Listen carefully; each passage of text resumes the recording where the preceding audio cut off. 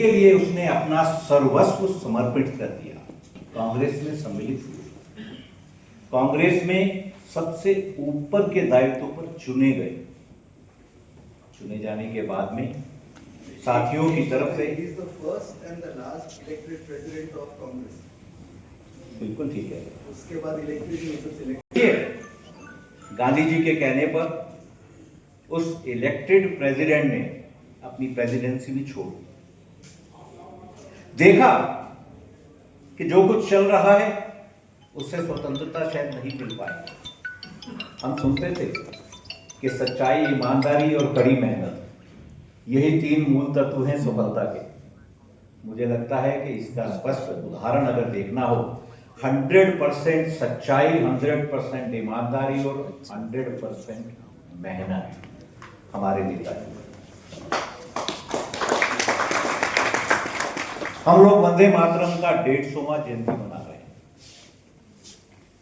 वंदे मातरम मुझे लगता है स्वतंत्रता आंदोलन का पहला ऐसा हम उद्घोष था जिसमें सभी स्वतंत्रता सेनानियों ने जान बुझ दी। हमारे आंदोलन में कितने आंदोलनकारी उन्होंने अपना सर्वस्व बलिदान कर दिया था वंदे मातरम के बाद। और अगर उसके बाद में आज कोई उद्घोष माना जाएगा तो वो है जय हिंद। अभी बताया जा रहा था हमारी सेनाओं के बारे में, हमारे सुरक्षा बलों के बारे में। आप देखिए जरा, जो हमारे नेताजी ने जय हिंद का उद्घोष दिया वो आज भी हमारी सेनाओं का, आज भी हमारे सुरक्षा बलों का, आज भी हमारे प्रशासन में किसी को ग्रीट किया जाता है तो किसके साथ किया जाता है?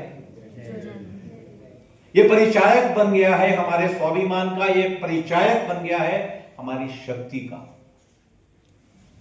ऐसे नेताजी, उनको किसी भी न्याय की आवश्यकता नहीं है, मेरा मानना है। हमारा प्रस्ताव बिल्कुल सर्वसम्मति से हमारे सबके द्वारा उसको हम मानेंगे, हम उसका समर्थन करेंगे। पर मैं चाहूंगा कि न्याय शब्द को हटाइए। उनको न्याय की आवश्यकता नहीं है, ये न्याय उनका नहीं, ये न्याय हम सबका है। ये न्याय हमारे स्वाभिमान का है, ये न्याय हमारे आत्मसम्मान का है और ये न्याय हमारे भारत देश का है। ऐसा व्यक्तित्व जिस शासन बनाया, स्वतंत्र शासन बनाया, स्वतंत्र सरकार बनाई, उसको कोई न्याय देने की शक्ति इस देश में नहीं रखता है। उनके प्रत्येक अवशेष यहां आने चाहिए। उनके प्रत्येक जितने भी हमारे सबके लिए प्रेरणा स्रोत हैं वो सब यहां आने चाहिए। उन सबके साथ में हमारे जितने भी ऐसे प्रेरणा के स्रोत हैं वो सबके सब उनको उनका सम्मान मिलना चाहिए। न्याय की हमें आवश्यकता नहीं है। नेताजी सुभाष चंद्र बोस ने जो संदेश दिया था उस संदेश को अपने दिल में उतारकर अपनी शक्ति से हमने वो न्याय प्राप्त कर लिया है, हमने वो स्वतंत्रता प्राप्त कर ली है और अब उस स्वतंत्रता को आगे बढ़ाने का समय आ गया है।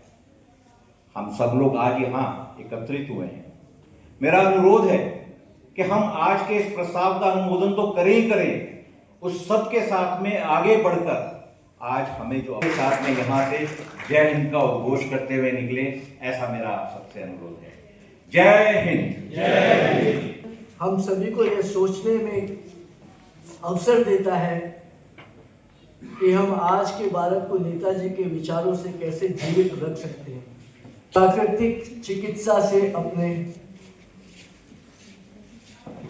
अपने आप को ठीक करना हम लोगों का एक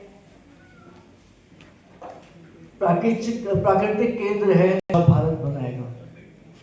जय हिंद। विचारक एवं राष्ट्रीय टॉपदार परम आदरणीय श्री केसी त्यागी जी को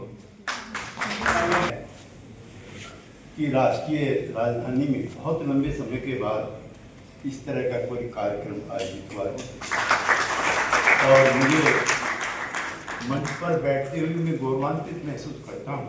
बहुगुणा जी की शामिल और सतपति जी के बेटे भी शामिल हैं